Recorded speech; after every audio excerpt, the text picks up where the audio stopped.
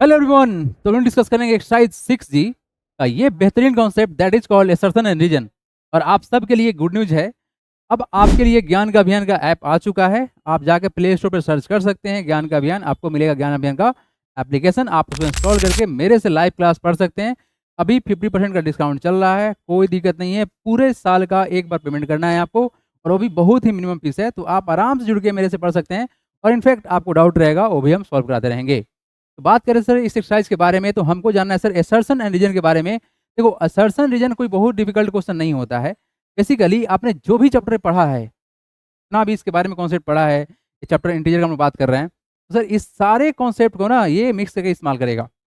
और यहाँ पर टोटल सर 4 ऑप्शन होता है। इस 4 ऑप्शन के बारे में पहले अच्छे से जानना होता है, अदरवाइज आपको कभी भी समझ में नहीं आएगा कि हम कर क्या रहे हैं। देखो, आपके पास ऑप्शन ए में ये बोला गया कि असर्शन एंड रीजन दोनों ट्रू होगा। Both assertion and reason are true, दोनों सही है। बट रीजन जो है ना, reason is the correct explanation of assertion A. लेकिन रीजन जो है सपोर्ट कर रहा है assertion को वैलिड होने में, ट्रू होने में। कि जो चीज़ से assertion आपका करेक्ट हो रहा है, ठीक उसी तरह से उसी बात को रिपीट कौन कर रहा है? रीजन कर रहा है। मतलब रीजन भी उसी उसी कॉन्सेप्ट को बताना चाह रहा है, उसी चीज़ों को प्रूफ करने में लगा हुआ है। ठीक है। ऑप्शन नंबर बी का बात करिए तो यहाँ भी आपका क्या होगा? assertion और रीजन दोनों ट्रू होगा।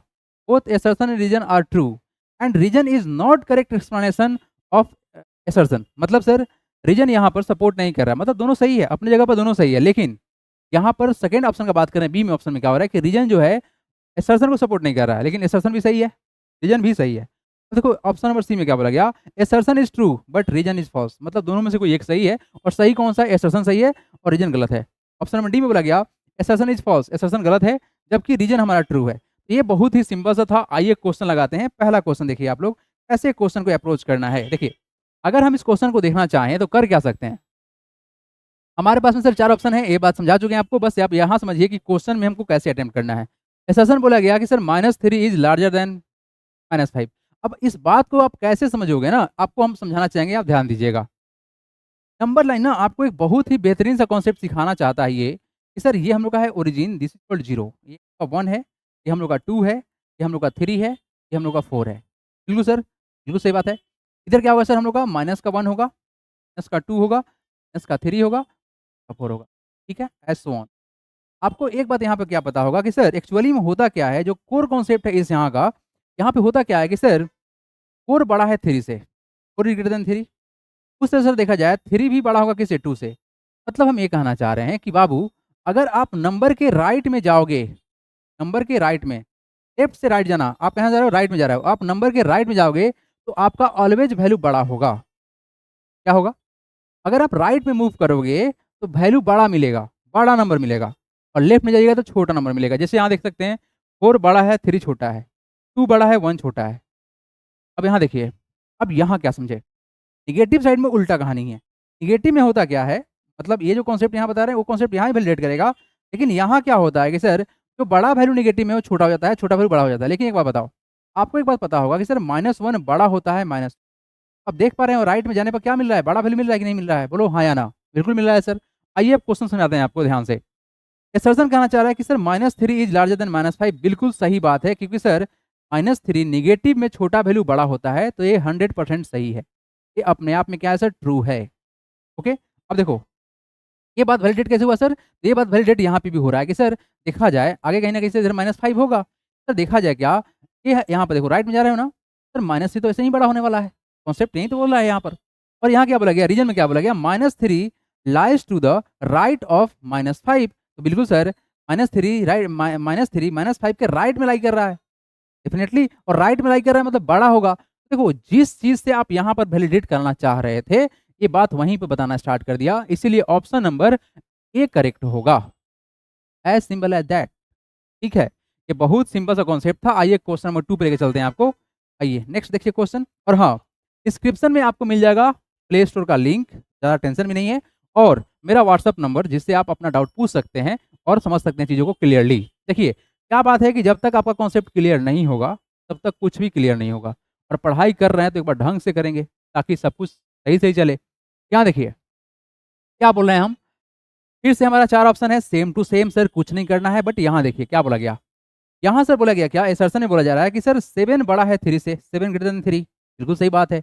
और -3 इज ग्रेटर देन -7। दोनों बात सही है। आप इस चीज़ को ना ऐसे नंबर लाइन पे समझो ताकि आपको ज़्यादा अच्छा समझ में आवे कि आपका 0 है। ठीक है सर, कोई दिक्कत नहीं है, 0 है।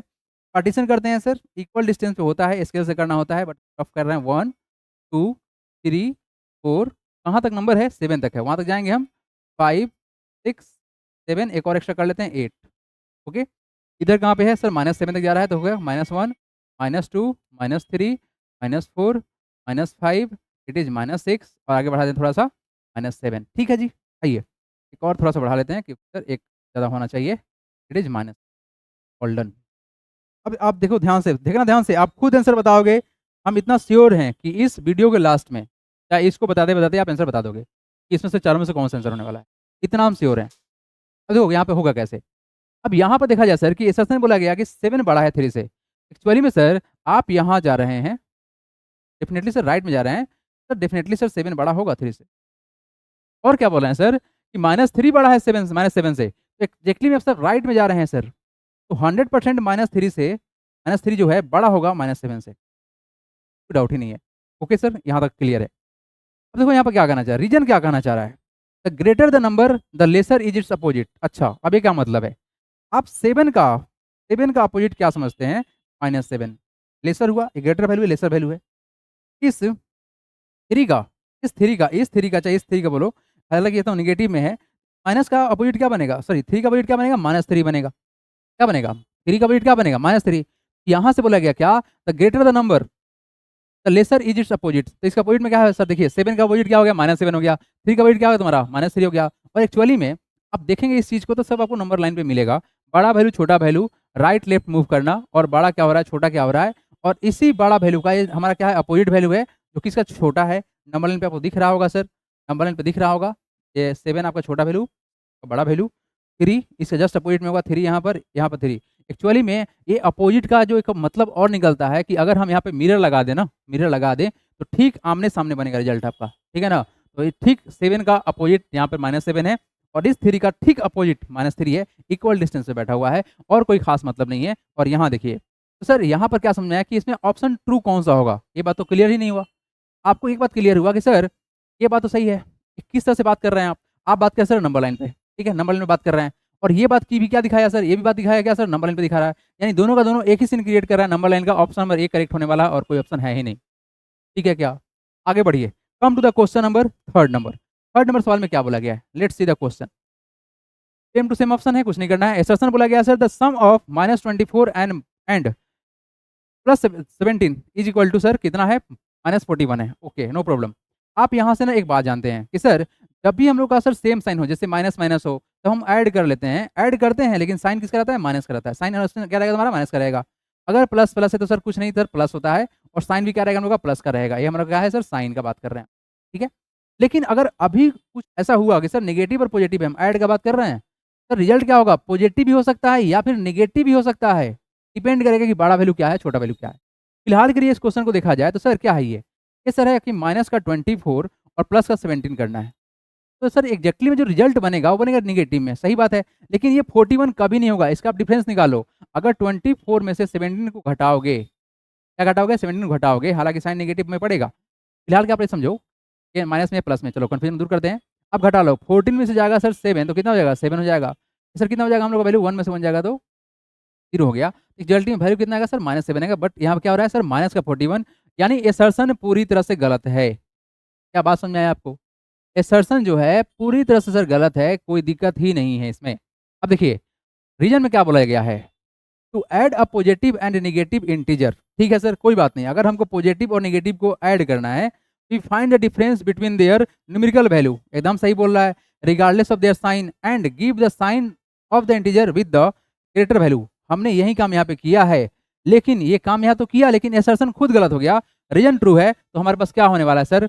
असर्शन ट्रू है बट रीजन फॉल्स है। 3 नंबर होगा असर्शन फॉल्स है, रीजन ट्रू है। रीजन तो यहाँ ट्रू है रहा ना, रीजन ट्रू हो रहा है बट असर्शन क्या है हमारा? फॉल्स है। ऑप्शन नंबर डी लॉक करते हैं, बढ़ते हैं यहाँ से आगे। देखिए come to the question number next which is sir fourth number. क्या है question? Okay, same to same आपका 4 ऑप्शन हैं, असर्शन रीजन है, समझते हैं। अब देखो यहाँ पर क्या बोला गया? असर्शन में बोला जा रहा है सर इट इज मॉडुलस 8-3। तो आपको एक बात पता होगा सर कि मॉडुलस के अंदर कोई भी नेगेटिव चीज पॉजिटिव बन जाता है। ये बहुत ही सिंपल सा बात था। तो फिलहाल के लिए अगर हम लोग समझे इस चीज़ों को तो क्या रिजल्ट खुलेगा? यहाँ पर देखते हैं तो सर ये है मॉडुलस के अंदर 8 - 3 कितना हो जाएगा? 5 हो जाएगा। कोई बात नहीं सर, बीच में इक्वल टू बोला गया है। ये कितना है? 8, फिर 8 ही निकलेगा और माइनस का 3 कितना होगा सर तुम्हारा वैल्यू? 5 इक्वल टू 5 तो सही है, तो सही है। नेक्स्ट देखते हैं, रीजन में क्या बोला गया? To subtract one integer from another, अगर एक इंटीजर को दूसरे में से घटाना है, we take the additive inverse of the integer to be subtracted and add it to the another one.